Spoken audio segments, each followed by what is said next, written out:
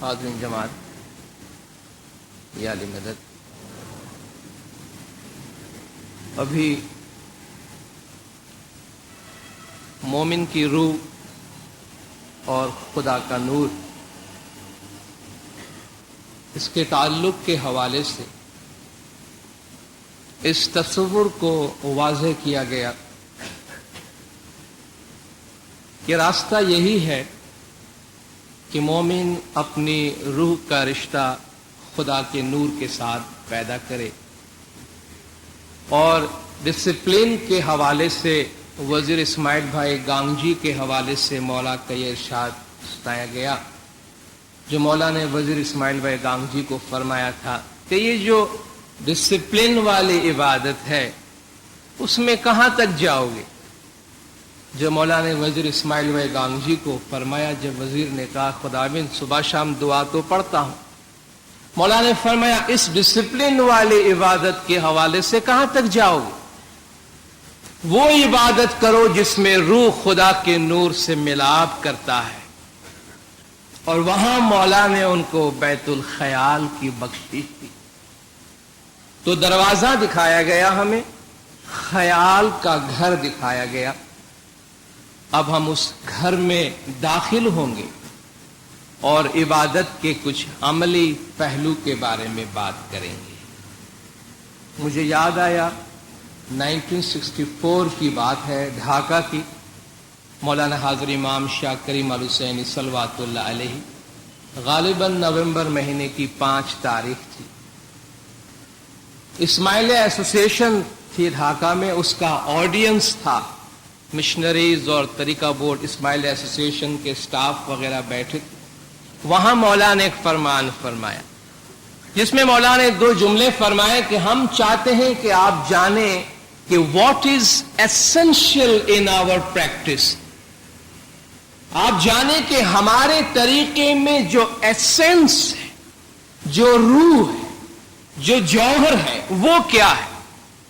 مولا نے فرمایا یہ محض دعا نہیں ہے، یہ محض جماعت خانے کی حاضری نہیں ہے، یہ محض امام اور جماعت کی خدمت نہیں ہے، بٹ اٹ از آلسو عبادت۔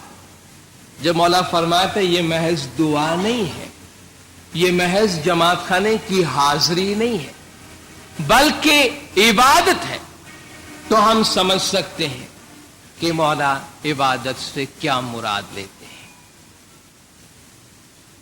پورا فروٹ، پورا پھل ہمارے سامنے ہے۔ مولا فرماتے ہیں پھل کو توڑ کر اندر سے مغز نکال کے اور مغز کھانے کی بات کرو۔ اسماعیلی طریقے سے اگر اس مغز کو نکال دیا جائے تو کچھ بھی باقی نہیں رہے گا، اور اس مغز، روح اور خدا کے نور کے باہمی رشتے، اور اس رشتے میں آگے بڑھنے اور ترقی کرنے کی بات کریں گے، جو بیت الخیال کی عبادت ہے۔ بیت الخیال کی عبادت ہے، نہیں تو تقریباً 20,000 نوجوان ہوں گے۔ آپ کو اشارہ دیا گیا گزشتہ مولا کی وزٹ میں 4 فلور بھرے تھے درخانہ کے اور کریم آباد کے، تو 5,000 تو ایک فلور پہ ہوں گے۔ 20,000 نوجوان اگر مولا سے یہ بخشش لیتا ہے، اس قوم کی حالت کیا ہوتی ہے؟ یہ بیت الخیال کی بات وہ باتیں ہیں جو عمل کرتا ہے، مولا نے فرمایا جو چکھتا ہے سمجھتا ہے، جس نے اس پہ عمل نہیں کیا وہ اس کو نہ کبھی سمجھ سکے گا، نہ اس کے بارے میں کبھی کوئی گفتگو کر سکے گا، نہ اس کے بارے میں کبھی کوئی بات چیت کر سکے گا۔ تو ہم عبادت کے گھر میں داخل ہوتے، بھئی ہم نے سنا، ہم نے سمجھ لیا، عبادت ہمارے لیے ضروری ہے، اور عبادت وہ جو علی الصبح کی عبادت، جس گھر میں داخل ہونے کے بعد ہمارا خیال زمانے کے امام کے خیال کے ساتھ ہوتا ہے۔ مولا نے فرمایا اس جگہ پہ صرف بیت الخیال میں ہی نہیں رہنا، ہمارے خیال میں بھی رہنا۔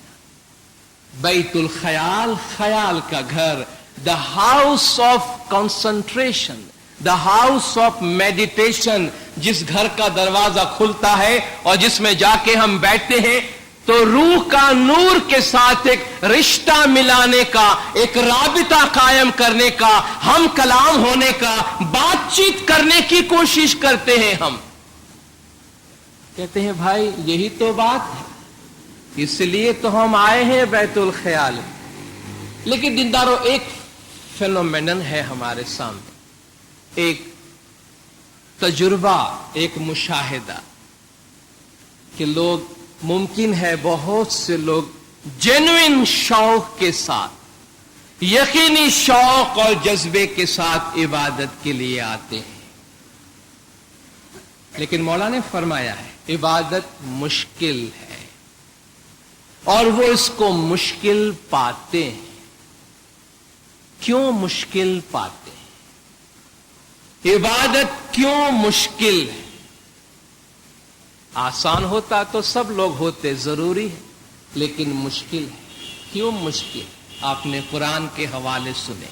हमारी रूह लतीफ है, खुदावन ताला के नूर से जुदा होकर इस दुनिया में आई है। हम हमेशा दुआएं सुनते हैं, बैतुल ख्याल में खास दुआएं दी जाती। मौलाना हाजिर इमाम रूहानी तरक्की अता करे, ये दुआ सुनते हैं, मौला रूहानी तरक्की अता करे। दो अल्फाज हमारे सामने हैं, एक रूहानी है जिसमें रूह है, दूसरी है तरक्की यानी प्रोग्रेस करना। भाई रूहानी तरक्की क्या है? रूहानी तरक्की से पहले रूहानी तनज्जुल है। खुदा ने आलम अरवा से हमको जमीन पर भेजा, जब जमीन पर भेजा तो रूह की हालत वही नहीं रही जो कि थी। ये हमारा आलम कसीफ है, आलम कसीफ है, जिस्मानी दुनिया जो, उसको आलम कसीफ कहते हैं।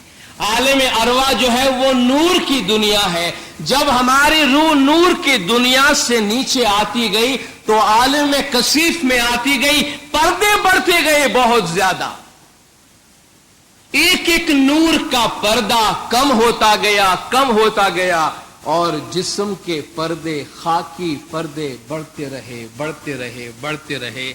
इसलिए जब हम बंदगी में बैठते हैं तो क्या करते हैं? हमें परवाज की कोशिश कराई जाती है, हमें दुआ दी जाती है, जैसा परिंदे को दुआ दी जाए, खुदा करे तुम परवाज करने लगो, यही दुआ हमको दी जाती है, मौला रूहानी तरक्की अता कर। गोया मछली को ये दुआ दी जाती, खुदा करे कि तू तैरने लग जाए।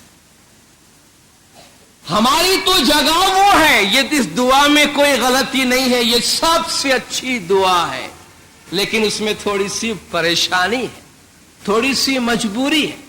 रूह से ये कहना कि इसकी तरक्की हो, ये तो है ही आलम बाला और आलम अरवाह की चीज, लेकिन परिंदे के परों में अगर बड़े बड़े पत्थर बांध दिए जाए तो 1000 दुआएं देंगे तो भी वो बंदा परवाज नहीं कर सके, उसकी कुछ और तरीके होते।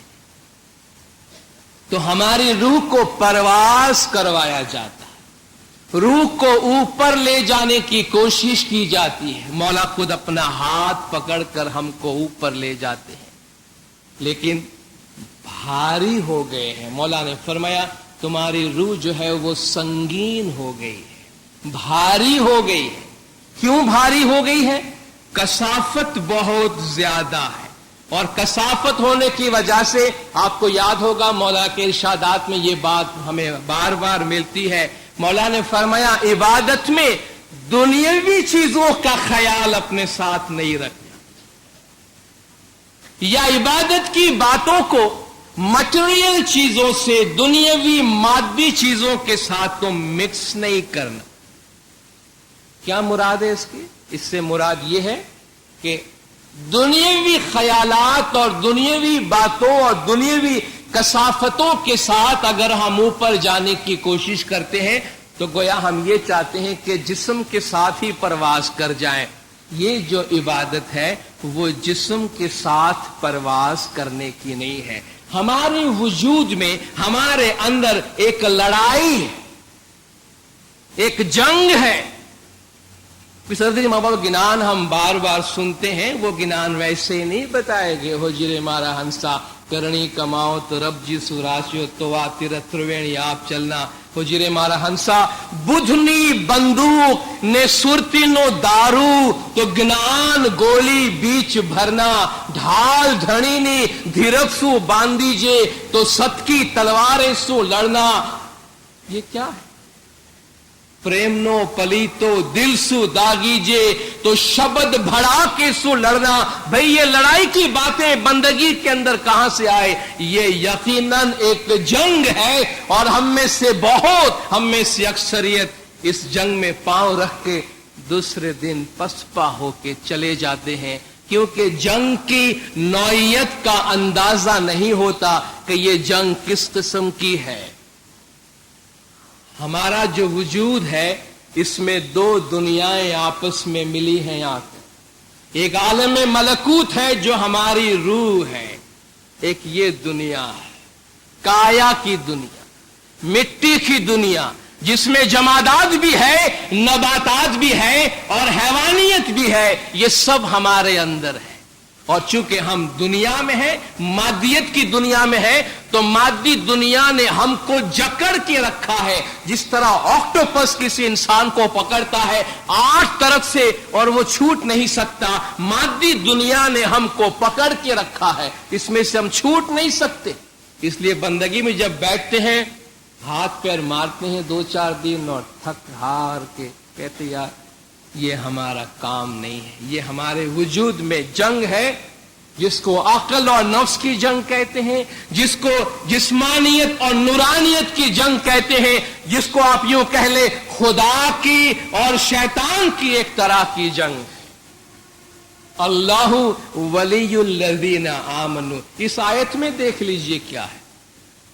اللہ ولی الذین آمنوا یخرجہم من الظلمات الی النور, جو مومنوں کو اندھیروں سے نکال کے نور کی طرف, روشنی کی طرف لے جاتا ہے.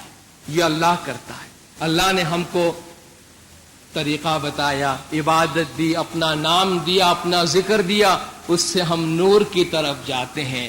والذین کفروا, لیکن جو کافر ہے, اولیاؤہم الطاغوت, ان کے جو دوست ہیں وہ بت ہے, شیطان ہے. یخرجونہم من النور الی الظلمات, وہ ان کو اندھیروں سے نکال, نور سے نکال کے اندھیروں کی طرف لے جاتے ہیں. تو گویا آپ نے دیکھا ایک طرف خدا ہمیں اندھیرے سے نکال کے روشنی کی طرف لے جاتا ہے, دوسری طرف یہ مادیت دنیا داری ہم کو نور سے نکال کے اندھیرے کی طرف لے جاتے ہیں. جس دن ہم عبادت میں شکست کھا جاتے ہیں اور چھوڑ دیتے ہیں بندگی, تو ہم نے, خدا نے جو ہم کو پکڑا تھا کہ آؤ تم کو اٹھاتا ہوں, تو ہم نے حبل اللہ چھوڑ دیا اپنے ہاتھوں سے, اللہ کی رسی چھوڑ دی ہم نے. تو کہاں جائیں گے؟ اندھیرے میں, کنویں میں جا کے پڑیں گے. یہ جو ہمارے آپس میں جد و جہد ہے, آپس میں جنگ ہے, حیوانیت کا, حیوانی خواہشات کا. مولا نے فرمان میں اشارہ فرمایا ہے, جو جو تم عبادت کرتے جاؤ گے, جو جو تم بندگی میں آگے نکلتے جاؤ گے, تو تمہاری زندگی کے جسمانی پہلو سے تمہارا خیال کم سے کم ہوتا جائے گا, ہے نا فرمان. جو جو تم بندگی کرتے جاؤ گے, تمہاری زندگی کے جسمانی پہلو سے, دنیاوی پہلو سے تمہارا دھیان کم سے کم ہوتا جائے گا. تو گویا یہ ہماری جو کامیابی ہے, فتح ہے, اس کی علامت ہے کہ حیوانیت پر, مادیت پر, دنیا داری پہ ہم نے قابو پایا, اور ہم اس سے ذہنی طور پہ, روحانی طور پہ, عقلانی طور پہ اب آزادی حاصل کر رہے ہیں. اب اس کایا کی ہمارے پاس کم ویلیو ہے, اب ہماری نورانیت کی ہمارے پاس زیادہ ویلیو ہے. عبادت میں پیر رکھنے کے لیے ایک بات ہم اپنے ذہن میں رکھیں کہ ہم کیا اپنے ساتھ اٹھا کے جا رہے ہیں, کیوں ہم عبادت سے پسپا ہو رہے ہیں, کیوں ہم اتنے شوق سے آتے ہیں, زمانے کے امام کو وچن دیتے ہیں, اور اس کے بعد چند دنوں میں ہمارے جو جواں عزم ہے وہ جواب دے جاتے ہیں اور ہم پسپا ہو جاتے ہیں. کیوں؟ ہم نے لگیج اپنے ساتھ کیا اٹھایا ہے وہ دیکھنا بہت ضروری. ایک بہت دولت مند آدمی، صرف دولت مند ہونا کوئی بری بات نہیں ہے، دولت مند ہونے کے ساتھ ساتھ کافی دنیا میں پھیلا ہوا تھا. وہ آدمی دنیا داری میں کافی پھیل گیا تھا، ساری زندگی اور سارا وقت دنیا داری میں لگا ہوا تھا. ایک درویش کے پاس گیا جب بہت پریشان ہوا. کھوکھلی ہوتی ہے نا زندگی دنیا داری کی، عبادت کے بغیر، ذکر کے بغیر، خالق کے خیال کے بغیر دنیا داری کی زندگی خالی ہوتی ہے، کھوکھلی ہوتی ہے. شاید جب ہم وہ موج اور مزے کی اور انٹرٹینمنٹ کی دنیا میں ہوتے ہیں تو شاید ہم کو اس کا اندازہ نہیں ہوگا، لیکن جب زندگی ختم ہونے آتی ہے، اگر عبادت کے بغیر کی زندگی ہے تو ہائے ہائے کندھا ہت ہنندا جیو ہاری ونیائے ور، کہ ہم نے کیا کیا، خالی دامن، میرے پاس تو کچھ بھی نہیں ہے، کھوکھلی زندگی میں نے گزاری ہے. تو کافی دنیا میں پھیل گیا تھا، لیکن سوچا کہ اس میں کچھ مزہ نہیں آتا. ایک درویش کو جا کے بولا کہ بھائی میری مدد کرو. کہا بولو کیا کر سکتا ہوں؟ کہا میری روح کی نجات کا کوئی سامان بتا دو، میری روح کی نجات کا کوئی راستہ مجھے بتاؤ. تو درویش نے کہا کہ میاں تم اتنے پھیلے ہوئے ہو دنیا میں، دنیا داری میں، دنیا میں مال دولت ہونا یہ خدا کی نعمت ہے. پچھلے دنوں ایک بڑے امیر آدمی سے بات ہوئی، بڑا امیر ہے، بہت پیسہ ہے. مولا سارے امیروں کو ایسی سوچ دے. بات نکلی تو کہا یہ جو کچھ بھی آپ دیکھ رہے ہیں، زبان پہ ایسے الفاظ آنا بھی بڑی بات ہے. یہ جو کچھ آپ دیکھ رہے ہیں اس میں میرا کچھ بھی نہیں ہے، یہ سب میرے حاضر امام کی امانت ہے میرے پاس. وہ کروڑوں اور اربوں کی بات ہو رہی، بہت بڑی بات. کروڑوں اور اربوں میں کھیلنے والا آدمی زبان سے بھی اگر یہ کہہ دے کہ یہ میرا نہیں ہے، یہ تو میرے حاضر امام کی امانت ہے، میں تو امین ہوں، کبھی بھی چلا جاؤں گا، بہت بڑی بات ہے. جگ جی لگانے کی جہاں نہیں ہے، یہ عبرت کا جہاں ہے، تماشا نہیں ہے. جی لگانے کی بات نہیں. کہا بھائی تم بہت زیادہ پھیلے ہوئے ہو دنیا میں، تمہارے لیے بڑا مشکل ہے یہ کام، بہتر ہے یہ ارادہ تم چھوڑ دو. سبق دینا تھا اس کو. کنی بس میں نے تہیہ کر لیا ہے کہ مجھے روحانیت میں ترقی کا راستہ چاہیے، روح کی آزادی کا راستہ چاہیے. کہا ٹھیک ہے تو پھر چلو میرے ساتھ، میں تم کو کسی جگہ پہ لے جاتا ہوں، لیکن دیکھو شکایت نہیں کرنا، شکایت نہیں کرنا، تکلیف ہو تو برداشت کرنا، تکلیف ناقابل برداشت ہو جائے تو پھر بولنا، تب تک نہیں بول. کا وعدہ کرتا. کہا چلو.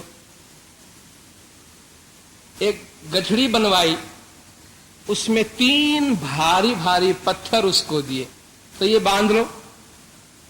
3 بڑے بھاری پتھر باندھ کے ایک گٹھڑی بنائی. کہا چلو میرے ساتھ. تو پہاڑی پہ چلنے لگا. اب وہ کیا بندہ گٹھڑی اٹھا کے چلے گا، کبھی پیدل بھی نہیں چلا ہوگا. تھوڑی دور گیا تو سانس پھول گئی. کہا شکایت کرنے کا تم منع کیا ہے، میں کیا کروں. اس طریقے سے یہ پوٹلا اتنا بڑا اٹھا کے روحانی ترقی کیسے ہوتی کا یہ میری سمجھ میں نہیں آتی. جب نہیں چل سکتا تھا، بالکل سانس پھول گئی، تو کہا سائیں ایک مہربانی کر دو، نہیں چل سکتا، آپ کہاں لے کے جا رہے مجھے. کہا دیکھو شکایت نہیں کرنے کی بات ہوئی، تو آپ نے کہا تھا ایکسٹریم ہو جائے تو پھر بولو. کہاں کیا تکلیف. کہا یہ اتنا بڑا بوجھ اٹھا کے چل نہیں سکتا. تو ٹھیک ہے ایسا کرو، ایک پتھر گرا دو اس میں. تو خوش ہو کر ایک پتھر چھوڑا، 2 پتھر ایک گٹھڑی بندھی ہوئی ہے ساتھ میں. کہا چلو خاموشی سے چلنا. کچھ دیر اور چلا، وہ ٹیلے پہ چڑھنے لگا، پہاڑی پہ، تو حالت ہوئی اور بری. کہا پہاڑی پہ ویسے پیدل چلنا مصیبت اور یہ گٹھڑی اٹھا کے، پھر وہی بات، پھر شکایت۔ درویش نے کہا ٹھیک ہے، ایک پتھر اور پھینک، تھوڑا وزن اور ہلکا ہو گیا۔ وہی سلسلہ پہاڑی پہ چڑھنے کا جاری رہا، کچھ دور اور جا کے، چونکہ پہاڑی چڑھنی ہے، مشکل ہے، کہا ابھی یہ ایک رہ گیا ہے، یہ بھی میرے سر سے اتار دو تو کتنا اچھا۔ کہا سوچ لو، کہا بس یہ اتار دیں پھر کوئی بات نہیں کرو۔ تیسرا پتھر بھی پھینکوا دیا، چڑھنے لگا۔ درویش پوچھتا ہے میاں ابھی کیسا لگتا ہے؟ تو کافی ہلکا محسوس کرتا ہوں، کافی ہلکا محسوس کرتا ہوں۔ میاں روحانی ترقی کرنے کے لیے کافی ہلکا ہونا ضروری ہے، روحانیت میں آگے جانے کے لیے بھی اسی طرح ہلکا ہونا ضروری ہے۔ بوجھ کیا ہے؟ یہ مال و دولت دنیا، یہ رشتہ و پیوند، بتان وہم و گما، لا الہ الا اللہ۔ یہ مال و دولت دنیا، مولانا اس دنیا میں ہم بھی رہتے ہیں، دنیا ہمارے پاس بھی ہے، لیکن دنیا میں دل نہیں لگاتے۔ مولانا نے فرمایا گزشتہ 14 صدیوں میں ہم نے یہ غلطی نہیں کی ہے کہ ہم دنیا کو روحانیت پہ ترجیح دیں، اور نہ آج یہ غلطی کرنے کا وقت ہے۔ مولانا نے فرمایا کہ دنیا کو ہم وہاں رکھیں گے جہاں وہ رہتی ہے، عبادت کو، بیت الخیال کو وہاں رکھیں گے جہاں اس کی جگہ ہے۔ تو جب بیت الخیال میں داخل ہوئے امام کے خیال میں، تو یہ جو ہماری دنیا ہے، مادی دنیا، جس میں آنا ہماری ایک مجبوری ہے، یہاں ہم ہیں، اس دنیا کی کچھ چیزیں ہیں جو ہمارے لوازمات ہیں، جو ایک مجبوری ہے، اس کو وہاں رکھنا ہے جہاں وہ رہے گی۔ اگر ہم یہ مال، دولت، دنیا، رشتہ دار، لین دین، خاندان، یہ سارا پوٹلیاں باندھ کے بیت الخیال میں آ کے بیٹھیں گے تو کدھر سے کام چلے، کہاں سے بندگی ہوگی، اور کیسے آگے بڑھیں گے؟ اپنے آپ کو ذہنی طور پہ خالی کرنا کہ بھئی یہ کیسے ممکن ہے؟ بھئی ہماری دنیا، خاندان، رشتہ دار، پیسے، یہ سب کچھ بھئی کیسے باہر نکلے؟ یہی تو مجاہدہ ہے۔ جس دن ذہنی طور پہ ہم آزاد ہو گئے، اس دن ہم آزاد پرندے کی طرح پھریں گے۔ ہمارے لیے کوئی فرق نہیں پڑے گا کون ہمارا اچھا بولتا ہے، کون ہمارا برا بولتا ہے، کہ کہاں سے دولت آئی، کہاں سے دولت گئی، کس کا کیا ہوا، کس کا کیا نہیں ہوا، سب نچلی سطح پہ رہیں گے، ہم ذہنی طور پہ بلند ہو جائیں گے۔ کیسے ممکن ہے؟ ممکن تو ہے، ایجوکیشن، تعلیم سے اگر ہمارے نگاہ میں یہ فراست موجود ہو تو مستقبل کی طرف دیکھنے کی کوشش کریں، کام آسان ہو جائے گا۔ جب دنیا سے بہت دل لگے، دنیا داری میں بہت زیادہ گھل مل جائے اور دل کو دکھ ہونے لگے کہ یہ کیا، میں کہاں پھنس گیا ہوں، تو مستقبل کی طرف دیکھیں۔ 30 سال، 40 سال، 50 سال، 60 سال، 70 سال، اس حقیقت کو سامنے لائے، ایک دن ایسا آئے گا کہ میں اس دنیا سے چلا جاؤں۔ وہ تو آنا، اس دن کو سامنے لائے، یا کسی بہت کمزور، نہیں لاغر بزرگ اگر نظر آ جائے تو اس کو دیکھ لینا کہ ایک دن میں یہاں پہنچنے والا ہوں، ڈیفینیٹلی پہنچنے والا ہوں اگر زندہ رہا، تو پھر یہ کس بکھیرے میں آ کے پڑا ہوا؟ اس کی قدر و قیمت کا فوراً اندازہ ہو جائے گا۔ مستقبل کو دیکھنے کی کوشش کریں، وہ دن اپنے ذہن میں، خیال میں لانے کی کوشش کریں گے کہ ایک دن ہم سب یہاں سے گزر جائیں گے، تو یہ ساری دنیا کی چیزیں جو ہے، کھیل تماشا، وَمَا الْحَيَاةُ الدُّنْيَا إِلَّا لَهْوٌ وَلَعِبٌ، خدا فرماتا ہے کیا ہے دنیا کی زندگانی، کھیل اور تماشے کے۔ جب ہم آخرت کے مقابلے میں، عبادت کے مقابلے میں، بیت الخیال کے مقابلے میں بات کرتے ہیں تو دنیاوی زندگی سوائے کھیل کود اور تماشے کے اور کچھ بھی نہیں ہے۔ جب بیت الخیال میں ہم داخل ہوتے ہیں اور عبادت کے لیے جاتے ہیں اور عبادت میں بیٹھتے ہیں، تو کچھ چیزوں کا اپنے ذہن میں ہونا اور کچھ چیزوں پہ عمل کرنا بہت ضروری ہے. جس طرح آپ نے پہلا نقطہ سنا، اپنی زندگی کی اور اپنے 24 گھنٹے کی منصوبہ بندی کریں. جو بھی کام ہم ہاف ہارٹیڈلی کریں گے، یعنی آدھے دل کے ساتھ کریں گے، جس میں ہم سیریس نہیں ہوں گے، جس میں ہم سنجیدہ نہیں ہوں گے، تو وہ کام ہم کبھی نہیں کر سکیں گے. اس لیے عبادت جو ہے بیت الخیال کی عبادت، یہ کوئی ہابی نہیں ہے، کوئی شوقیہ کام نہیں ہے. کیا بھئی مجھے یہ شوق ہے اسٹیمپ بھی کلیکٹ کیا کرتا ہوں، اور مجھے یہ شوق ہے کچھ میگزین بھی پڑھ لیا کرتا ہوں، تو گاہے بگاہے بیت الخیال میں بھی چلے جایا کرتا ہوں. ٹھیک، یہ اس قسم کی شوقیہ چیز نہیں ہے، کمٹمنٹ ہے. کمٹمنٹ کتنے دن کی؟ زندگی بھر کی، پوری زندگی کی کمٹمنٹ جس دن سے ہم نے مولا کو دیا کہ آج سے میری زندگی کی منصوبہ بندی اس طرح ہوگی، میرے روزمرہ کا ٹائم اس طرح بنے گا کہ میرا دل، میری صبح عبادت سے ہوگی، خواہ کچھ بھی ہو جائے. یہ کمٹمنٹ ہے. اس لیے اپنی پوری زندگی کا جائزہ لے کر اس قسم کے فیصلے کرنے کی ضرورت ہے. زندگی کی منصوبہ بندی ہو. دوسرا نقطہ اس میں یہ ہے، عزم بالجزم. انسان جو فیصلہ کرے اس میں عزم صمیم کے ساتھ کہ مجھے یہ فیصلہ کرنا ہے، میں نے یہ کیا ہے اور یہ کام مجھے کرنا ہے، میری زندگی کا میں نے یہ مقصد بنایا ہوا ہے، اس مقصد پہ میں عمل کروں گا اور کامیابی کے لیے زمانے کے امام سے مدد مانگتا رہوں گا. اس کو ہم معمولی تصور نہ کریں. خود مولا کے ارشادات سے یہ روشنی ہم کو ملتی ہے. معمولی تصور نہیں کرنا. معمولی تصور کرو گے تو بہت نقصان ہوگا. ایک بہت بڑی کامن شکایت، جو کہ ہم بالکل عبادت کے پریکٹیکل پہلو کی بات کرتے ہیں، بہت کامن شکایت، جو بھی ایک بہت بڑی وجہ ہے کہ لوگ بیت الخیال میں آنے کے بعد کچھ دن بیٹھنے کے بعد وڈرا ہو جاتے ہیں، چلے جاتے ہیں، وہ یہ کہ عبادت میں ہمارا دھیان نہیں لگتا. ایک یہ شکایت، اور دوسرا سوال اسی قسم کا کہ عبادت میں دھیان کیوں نہیں لگتا. ایک تو کیا ہے اور دوسرا کیوں ہے.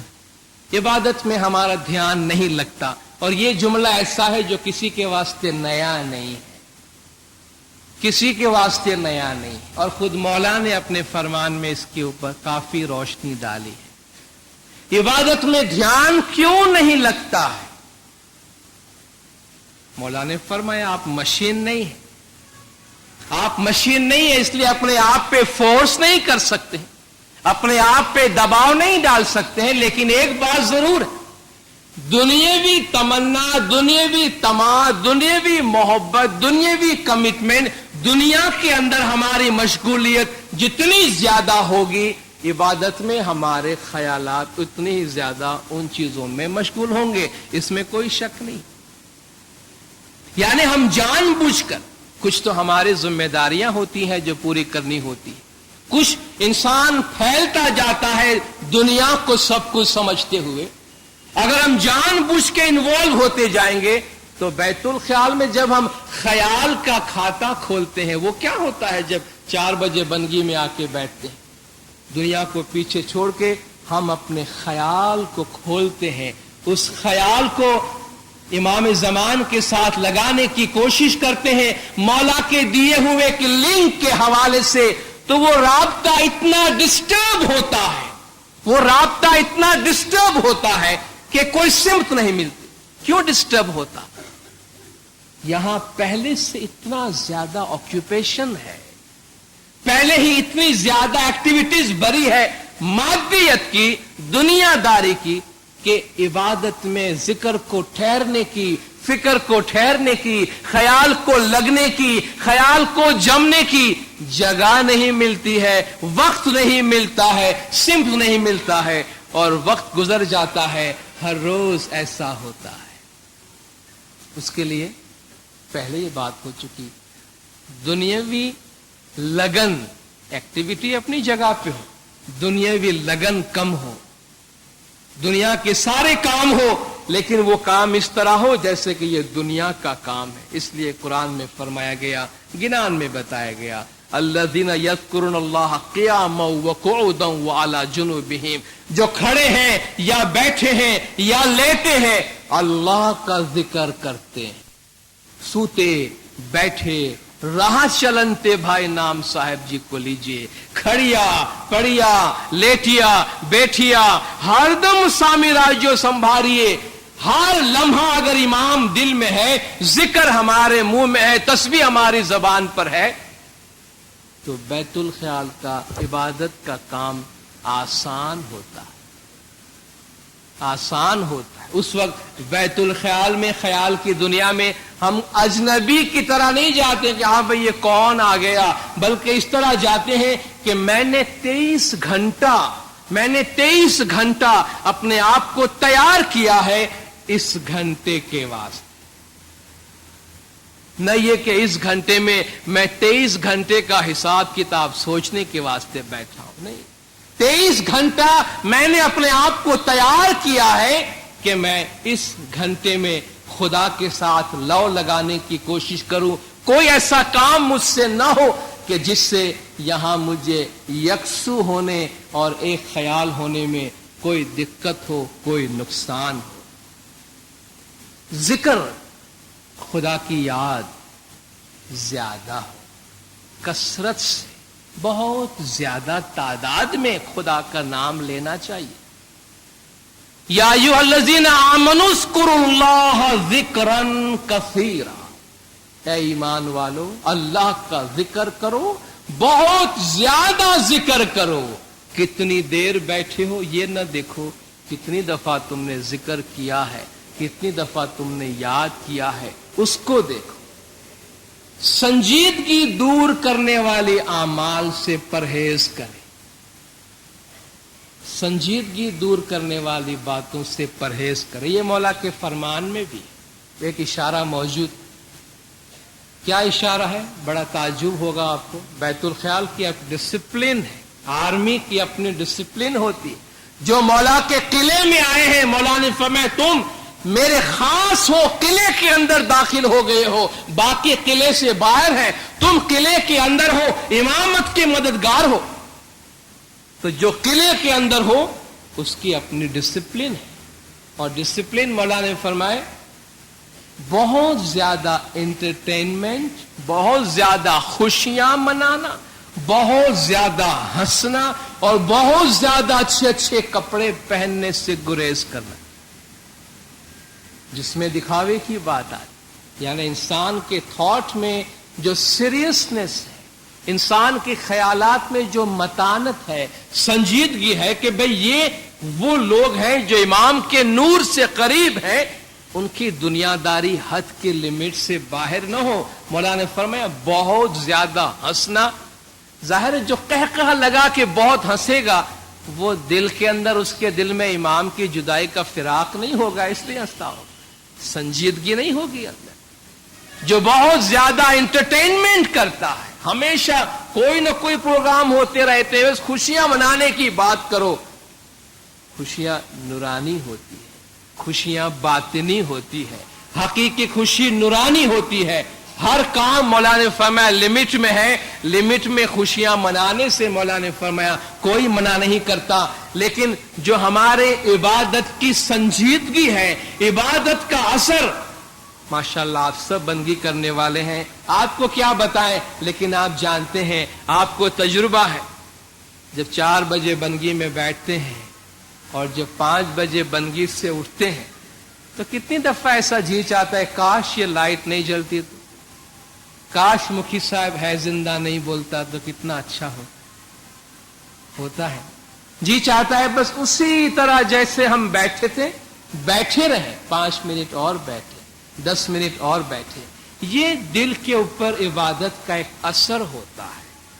خاموشی چھا جاتی ہے, संजीदगी छा जाती है। आलम अरवाह के साथ, उस दुनिया के साथ शायद एक किरण का राब्ता हो गया जिसका असर दिल पे पड़ा, उसको मेंटेन करें, उसको संभाले। कल सुबह जब फिर बंदगी में आऊं तो मेरे दिल की हालत वैसी ही हो जैसे मैं कल लेकर गया था। लेकिन अगर उसमें दुनियादारी, खुशियां, नगमे, गाना, उठना बैठना, उछलना कूदना, तो वो सारा जो एक माहौल दिल में क्रिएट हुआ था, संजीदा माहौल, वो खत्म हो जाता। मेडिटेशन का ये मतलब होता है। तो मौला ने फरमाया संजीदगी दूर करने वाली बातों से परहेज करें तो हमारा ध्यान इबादत में, जिक्र में रहे। खाने में, पीने में, सोने में एतदाल, मॉडरेट होना चाहिए। खुद फरामीन में है, पीरों के गिनान में है, बहुत ज्यादा खाने से और बहुत ज्यादा भारी खुराक खाने से इंसान का जिस्म भारी होता है। जिस्म भारी होता है तो इंसान इबादत के अंदर एक ध्यान हो के नहीं बैठ सकता। आमाल अच्छे अच्छे हो। एक बहुत ही अहम बात कि जिसके बगैर कोई चारा नहीं, कोई भी रास्ता निकालने की कोशिश करें, उसके बगैर चारा नहीं। अगर बंदगी में बैठना है, नूरानियत के रास्ते पे जाना है, दिल को रोशन करना है, दिल में से अंधेरा दूर करना है, तो इसके बगैर चारा नहीं। रिज़्क़ हलाल, रिज़्क़ हलाल, जो लुकमा पेट में जाता है वो हलाल, पाक और पाकीज़ा होना चाहिए। हजरत इमाम सुल्तान मोहम्मद शाह सल्लल्लाहु अलैहि, मौला की एक दो बातें आपके सामने पेश करता हूं कि मौला बंदगी वालों से मुलाकात में आए, कैसे नसीब होंगे उन लोगों की भी आप देखें। उनको बड़ी डिसिप्लिन मौला बताते रहे हैं। एक मुलाकात में मौला गए हैं तो मौला ने सवाल पूछा, जिन लोगों ने रोशनी देखी है, जिन लोगों ने नूर देखा है वो खड़े हो जाएं। जिन्होंने नूर देखा है, रोशनी देखी है, वो खड़े हो जाए। 250 आदमी थे, 250 में से 6 आदमी खड़े हुए। 6 अफराद को मौला ने खड़े होकर देख के फरमाया, ताज्जुब की बात है, बैतुल ख्याल के कितने आदमी थे बोल लिए हुए? 250 आदमी। 250 में से कितने खड़े हुए? 6 खड़े हुए। आज अगर 40-50 हजार में एक खड़ा हो जाए तो सारी दुनिया में उसके नाम ठाम एड्रेस के साथ हम फैक्स भेज देंगे कि हमारी जमात में ये आदमी है, नूर देखा हुआ, इससे डीलिंग करना तो सेफ रहोगे हम। 6 खड़े हुए। मौला फरमाते ताज्जुब होता है, कम से कम 25% तो होना चाहिए। क्या फरमाते मौला? कम से कम 25% तो होगा जो ही 25%। दूसरी जगह आप गए, लेडीज को मिले, नूर देखने वाले, रोशनी देखने वाली खड़े हो जाए। जब कुछ औरतें खड़ी हुई, मौला ने फरमाया ताज्जुब होता है, अफसोस होता है, ओछा में ओछा 50% तो होगा जो ही। क्या? कम से कम 50% तो होने चाहिए। मौला फरमाते क्या नसीब होंगे, कैसे लोग होंगे जो मौला के सामने खड़े होकर कहते हैं, जुमा भगत को पूछ लिया अपना हाल बताओ, कहा मौला आपकी तरफ से बताता हूं, पिछली दफा जब आप आए थे तो मैं खुदावन अपना दर्जा आपके बराबर समझता था और या मौला अपने आप को मैं सही खुदा समझता था। मौला को जरूरत पड़ती थी बताने की कि तुम ये ना कहो कि मौला हमसे पैसे ले जाते हैं, 100 का काम करा के जाते हैं, हमको फायदा नहीं होता। इसलिए मौला बताते हैं देखो बंदगी करने वाले को फायदा होता है। जिंदा सबूत तुम्हारे सामने मौजूद है। मौला का एक्सपेक्टेशन ये है कम से कम 50%, कम से कम 25% होने चाहिए। لیکن مولا کے سامنے کھڑے ہو کر یہ کہنا کہ یا مولا جو معیار آپ نے رکھا ہے اس پہ ہم پورے اترے ہیں اور آپ کی دعا ہے کہ ہم نے روشنی دیکھی ہے، بڑی بات ہے۔ بڑے نصیبوں والے تھے وہ لوگ، بہت بڑی بات۔ مولا نے فرمایا دیکھو آپ لوگوں کو نور نظر نہیں آتا، اس کی چند وجوہات ہوں گی ضرور۔ ایک جگہ مولا فرماتے ہیں جسم میں سوئی مارو گے تو خون نکلنا چاہیے، لاجک ہے، صاف لاجک۔ ہم نے تم کو جو کام دیا ہے اس کا فائدہ ہونا چاہیے تم کو۔ جسم میں سوئی مارو گے تو خون نکلنا چاہیے، لیکن تم سوئی مارتے ہی نہیں ہو تو خون کہاں سے نکلے گا؟ سچی بات ہے کہ تم سوئی مارتے ہی نہیں ہو تو خون کہاں سے نکلے گا؟ مولا نے فرمایا آپ کو روشنی نظر نہیں آتی، اس کی چند وجوہات ہوں گی، اس کی کچھ باتیں ہوں گی۔ بہت الگ الگ جگہوں پہ مولا نے اس کے بارے میں فرمایا ہے۔ جو باتیں مولا نے بتائی کہ شاید تم میں ہوں گی، اس میں کیا آتی ہے؟ مولا نے فرمایا شاید آپ آپس میں ایک دوسرے کی دشمنی کرتے ہو، شاید ہی جماعت میں کوئی ایسا فرشتہ نکل آوے کہیں بھی جس کے دل میں کبھی کسی کی کوئی دشمنی نہ ہو، لیکن دشمنی بہت زیادہ بڑھ جائے تو زہر ہو جاتا ہے دل میں، دل کڑوا ہو جاتا ہے۔ زہریلی جگہ پہ تو خدا آ کے بیٹھنے سے رہا نہ۔ جس دل میں ہم مولا کو لا کے بٹھانا چاہتے ہیں، جس دل میں نورانیت لا کے رکھنا چاہتے ہیں، وہاں کانٹے نہیں ہونے چاہیے، کسی قسم کے کانٹے نہیں ہونے چاہیے، تاکہ ہم خوشی سے کہیں کہ یا مولا آئیے اس دل پہ آپ براجمان ہو جائیے۔ مولا نے فرمایا تم دشمنی کرتے ہوگے۔ دوسری بات، ہم پر تمہارا ایمان پورا نہیں ہوگا، بول تو لے گئے ہوگے ہمارے پاس، لیکن تمہارا ایمان کمزوری ہوگی، ایمان میں خامی ہوگی، اس لیے تم کو روشنی نظر نہیں آتی۔ تیسری بات مولا نے فرمایا تمہارے اعمال میں خامی ہوگی، تمہارے اعمال اچھے نہیں ہوگے۔ چوتھی بات مولا نے فرمایا بد نظری کرتے ہو، نظر تمہاری پاک نہیں ہوگی۔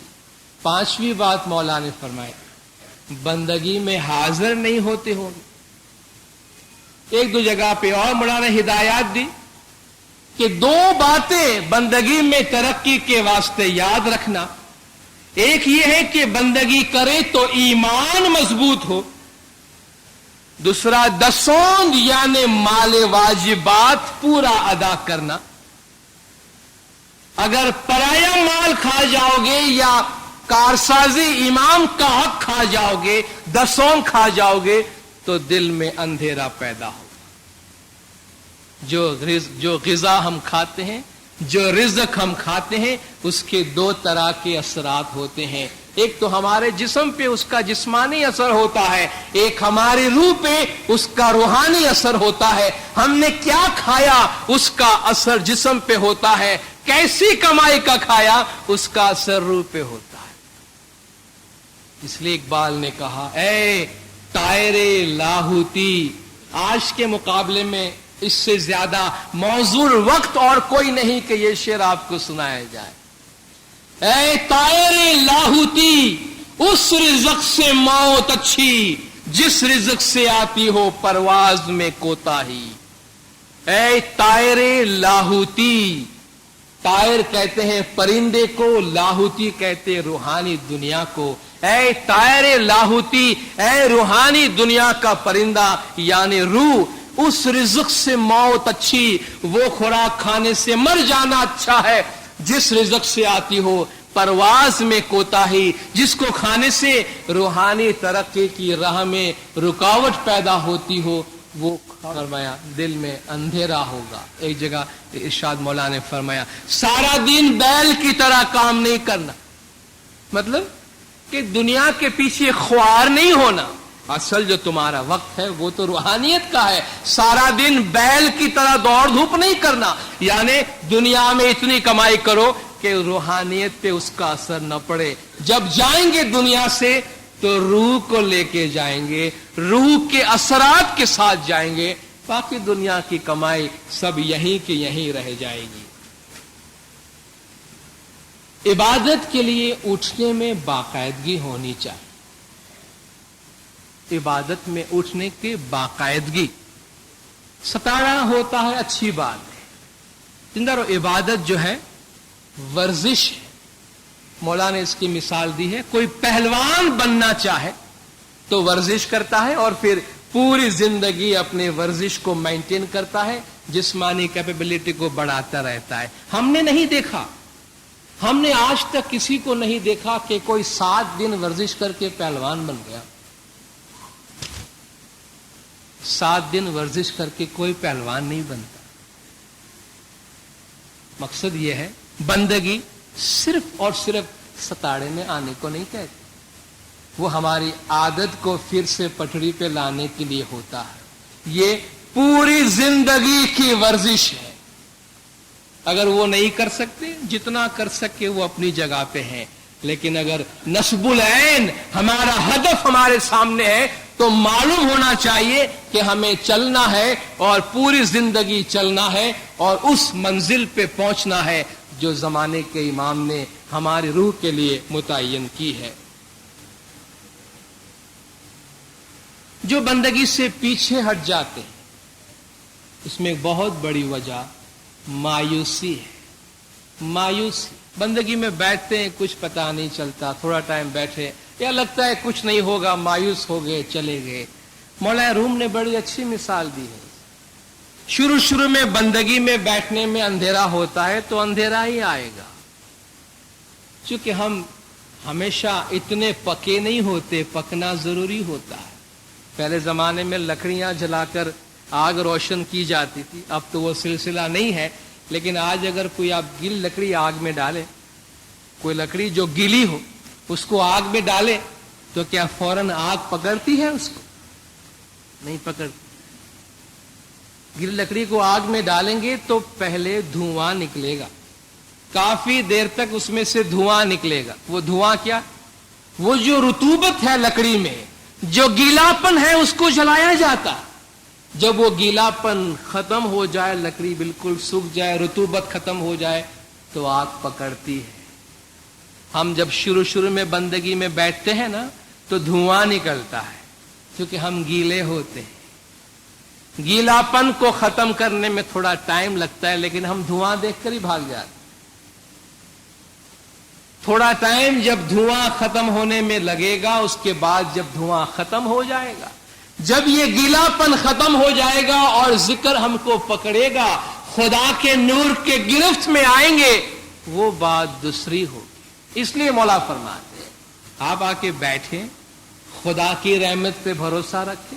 वला तक़नतु मिन रहमतिल्लाह, अल्लाह की रहमत से कभी मायूस नहीं होना, उसकी रहमत हमेशा हमारे साथ है।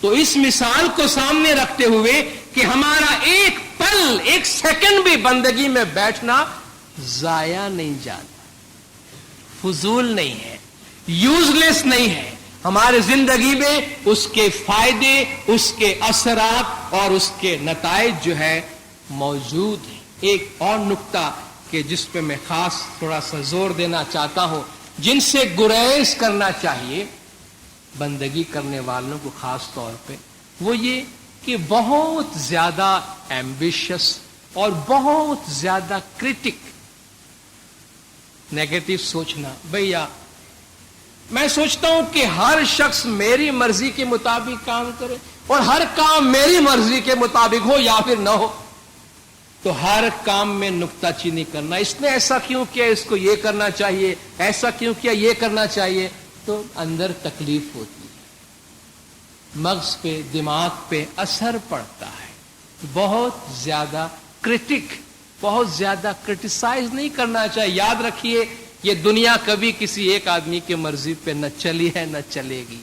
जैसा माहौल है, सिलसिला जो चलता है जिस तरह, उसके अंदर अपने आप को फिट करके, अपना थोड़ा बहुत रास्ता बना के, अपना दामन बचाते हुए निकल जाए, इसमें से गुजर जाए। क्योंकि हमारी जो मंजिल है, ये दुनिया के एक एक आदमी को ठीक करना नहीं है, अपनी रूह को दुरुस्त करना है और अपनी आखिरत को संवारना है। इसलिए बहुत ज्यादा जो क्रिटिसिज्म है, बहुत ज्यादा क्रिटिक बनना है, उससे गुरेज करें। इबादत के जो नताइज है और जो फवाइद है, اس کے نتائج فوائد وہ ہیں جس کو ملتا ہے، جس کو نصیب ہوتا ہے وہ سمجھتا ہے اور وہ جانتا ہے۔ سب سے بڑی بات یہ ہے جس کو حقیقی سکھ کہا جاتا ہے، جس کے لیے ہم صبح سے رات تک دوڑ دھوپ کرتے ہیں اور پوری زندگی بیل کی طرح دوڑتے ہیں، وہ سکھ اس معاشرے میں، اس پیسے میں، دنیا میں نہیں ہے۔ مولا کا فرمان ہے، نہ رشتہ دار، نہ خاندان، نہ پیسہ، نہ دنیا، نہ معاشرہ، کوئی بھی آپ کو سکھ نہیں دے سکے گا۔ سکھ ہمیشہ اندر ملے گا، سکھ ہمیشہ انسان کو اپنے اندر ملے گا، اور وہ جب یہاں سامنے سے آنکھیں بند کر کے اندر جھانکنے کی کوشش کریں گے تو اندر سکھ ہے، اور اندر سکھ تبھی ملے گا جب روح کی بے چینی دور ہو جائے گی۔ چونکہ روح عالم سکھ کی دنیا سے روح آئی ہوئی ہے، جب اس کا رشتہ سکھ کی دنیا کے ساتھ بن جائے، یہ خوش ہو کہ میرا رابطہ میرے محبوب سے ہے اور وہ دنیا میری آباد ہے، تو اندر سے سکھ ہوگا۔ جب اندر سکھ ہوگا دنیا کی کوئی فکر نہیں ہوگی، وہ حقیقی سکھ ہوگا جو عبادت سے ہم کو نصیب ہوگا۔ خداوند تعالیٰ کے نور سے قریب آئیں گے، اپنی اصلیت، اپنی حقیقت کا احساس ہوگا، ہمیں جسمانی فائدے ہوں گے، عقلانی فائدے ہوں گے، روحانی فائدے ہوں گے، جذباتی فائدے ہوں گے، فائدے ہی فائدے ہیں۔ مولا کا فرمان ہے، اگر آدھی رات کو اٹھ کر یا علی کا ذکر کرو، نقصان ہوئے تو ہم اپنے سر پہ لیتے ہیں، فائدہ ہوئے تو سب تمہارا۔ اس سے بڑھ کے کیا چاہیے؟ مولا اپنے 48 جامع میں جنگ بار آئے، 1937 کی بات ہے، تو منجی نانجی بزرگ مکھی مولا کے حضور میں ہے، 85 برس کی عمر ہے، 85 ایئرس، 85 برس کی عمر، مولا کے حضور مہمانی میں آئے۔ مولا نے فرمایا ذرا اپنی پچھلی باتیں تو سنا۔ کہا یا مولا 65 برس پہلے تقریباً 1872 میں جناگڑھ میں نے امام حسن علی شاہ ماباب صلوات اللہ علیہ کا دیدار کیا ہے، اس وقت میری عمر 20 برس کی تھی۔ 85 برس کا بزرگ، 65 سال پرانی بات، مولا کا دیدار یاد رکھ۔ مولا نے فرمایا اس عمر میں تیری یادداشت اتنی تیز ہے؟ لیڈر ساتھ میں کھڑے تھے، یا مولا اس عمر میں بھی اس کی بیت الخیال کی حاضری پکی ہے، بیت الخیال کا بڑا پابند ہے۔ مولا نے فرمایا یہی تو وجہ ہے، یہی تو وجہ ہے کہ تندرست ہے، عقل بھی کام کرتی ہے اور جسم بھی کام کرتا ہے۔ اگر کم سے کم صحت کا بھی خیال ہے، دنیاوی فائدہ، تو بیت الخیال فائدہ دیتا ہے۔ آج کتنے مسائل، کتنی بیماریاں، نوجوانوں کو دیکھو تو ہائپر ٹینشن ہو گیا ہے، اس کو دیکھو تو بھئی ٹینشن ہائی ہو گیا ہے، کوئی کہتا ہے بلڈ پریشر ہائی ہو گیا ہے، نوجوان ٹینشن کی لینگویج بولنے لگے جو کبھی سنا بھی نہیں تھا ہم۔ یہ کیا ہے؟ یہ مادیت کی جو پریشر ہے اس کا نتیجہ ہے، اور مادیت دینداروں گھٹتی نہیں جا رہی ہے، بڑھتی جا رہی ہے۔ مادیت جتنی بڑھے گی پریشر اتنا بڑھے گا، ٹینشن اتنا بڑھے گا، اور یاد رکھیے ٹینشن ریلیز کرنے والی چیز دوسری کوئی نہیں ہے۔ وہ آپ کو سائنسدان بھی بولے گا، مذہب میں چلے جاؤ، میڈیٹیٹ کرو، جاؤ خدا کو یاد کرو، ایک دھیان ہونے کی کوشش کرو۔ مولا نے ہم کو یہاں دے رکھا ہے۔